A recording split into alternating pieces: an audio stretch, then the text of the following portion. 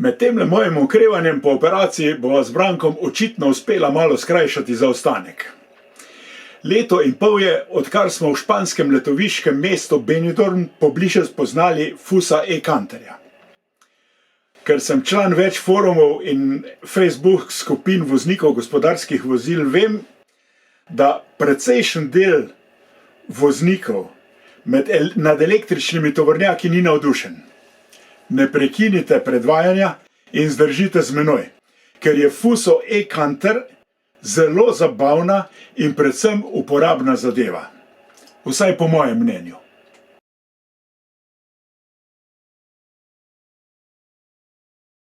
Najprej nekaj razčistimo. E-Canter ni brezemisijsko vozilo, kakor tudi noben drug električni tovornjak. Tako pridobivanje surovin, njihov transport in predelava, kot proizvodnja komponent in celotnega vozila povzročajo emisije CO2 in drugih toplogrednih plinov. Emisije nastajajo seveda tudi pri pridobivanju električne energije.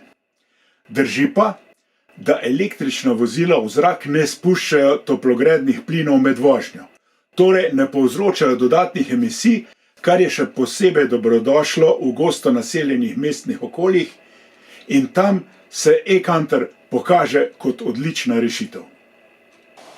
Za predstavitev e-Canterja so najeli celoten zabaviščni park Terra Mythica in ga preimenovali v Fusoland.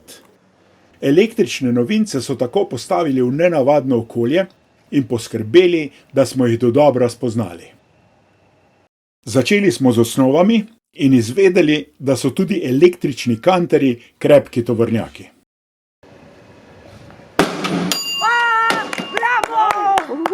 Vsaj takole krepki.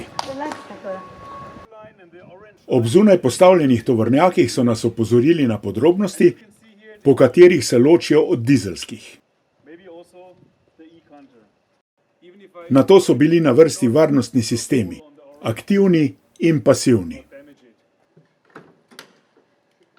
Ob dvignjeni kabini nam je Fusov strokovnjak pokazal, da so pod njo našli prostor za pomožne agregate, krmiljenje in varnostne sisteme, tako da tam ni nobenega praznega prostora.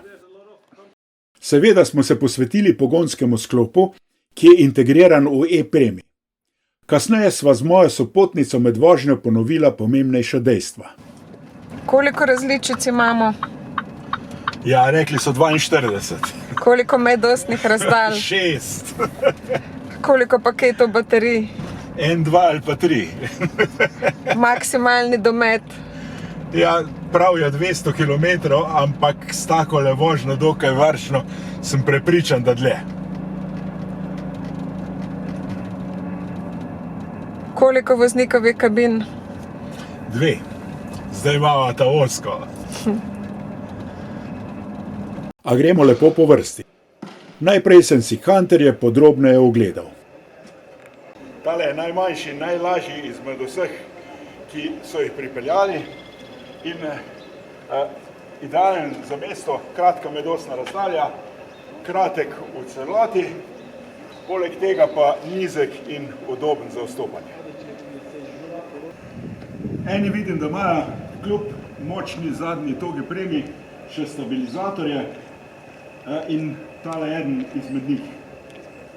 No, tale je pa že moja številka, imamo 9. To je pa že kar resen tovornjak z 19,5 palčnimi pneumatikami, z 2 paketoma baterij, močnejšim motorjem in kolenasto togo premo spredaj, ker manjši modeli imajo posamično obešena kolesa. No, tale je pa že malo bolj resen in ponavadi za takele, ko sem jaz malo težaven za vstop, ampak vidimo, da imamo tule pošten ročaj. Evo. In sem že not. Canterja lahko kupite v več kot 40 različicah in eno od njih je tudi tale s totalnim prekucnikom in gre za eno bolj uporabnih, pri katerih je tudi zelo pomemben odgon moči, ki so ga za to pripravili. Potem, ko smo nova vozila dokaj dobro spoznali, so nas povabili na preizkusno vožnjo. Volan je spodobno nastavljiv. Odlično. V kabino je prisedla Tanja Činč iz Avtokomerca. Enostavno, ko hočemo peljati, damo tule v D, prestavimo in se postavi v pozicijo B2, to pomeni, da zavore, da je rekuperacija na drugi stopni.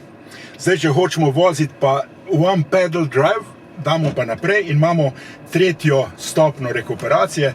To pomeni, takoj, ko spustim pedal za pospeševanje, začne zavirati z največjo močjo avto in s tem dobivamo nazaj energijo v akumulator. In smo se odpeljali na okoli 60 kilometrsko pot.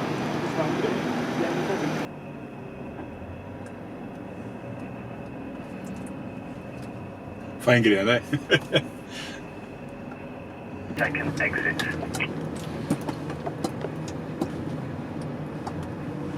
Prvi del poti smo peljali neobremenjeno, za nazaj pa so nam napovedali tekmovanje v varčni vožnji.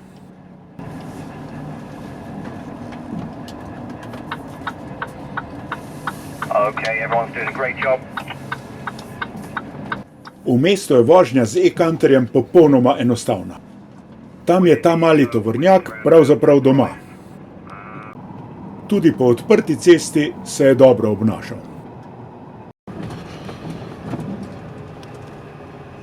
Voznik vožnjo skoraj v celoti nadzira s pedalom za pospeševanje.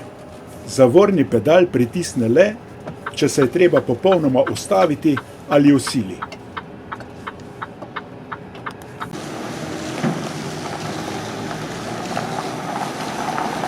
Na polovici poti smo vozila zamenjali.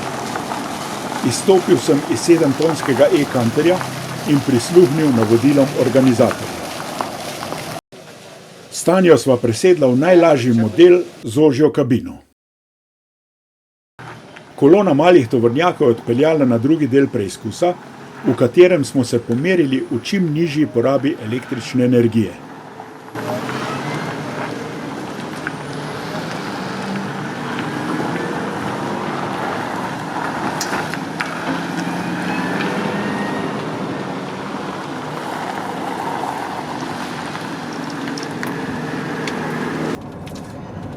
Zdaj se vozva v bistveno manjšem, pravzaprav ni toliko bistveno manjši, kolikor je ožja kabina.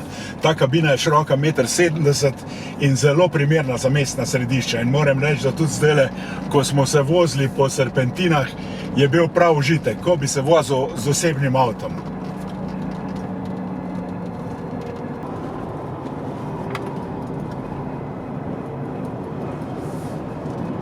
Pa še tekmujemo v uporabi električne energije in zdaj je tale klanc hudičevo dolg. Glede na to, da vozim v tretji najmočnejši stopni rekuperacije, sem danes pritisnil zavoro ravno 3-krat, samo takrat, ko se je treba čisto staviti.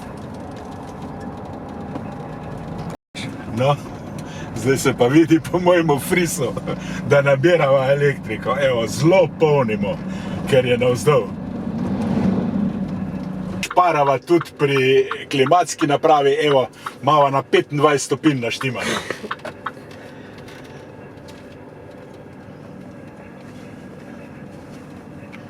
Zmagala bova. Čeprav je bila poraba kot pri osebnem avtomobilu, nisva zmagala.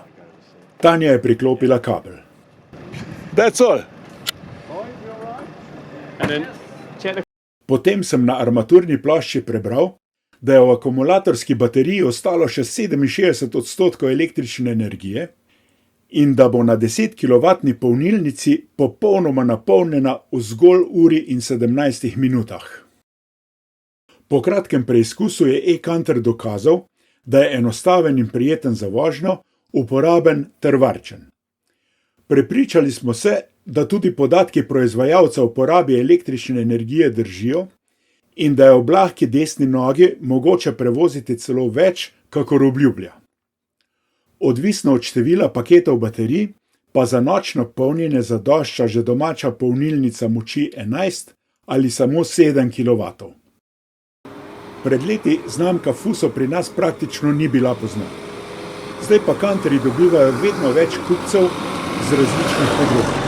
Od prevozov pod ponjavo in v nadzorovanih temperaturnih pogojih, komunalnih dejavnostih, gradbeništvu do gasilcev.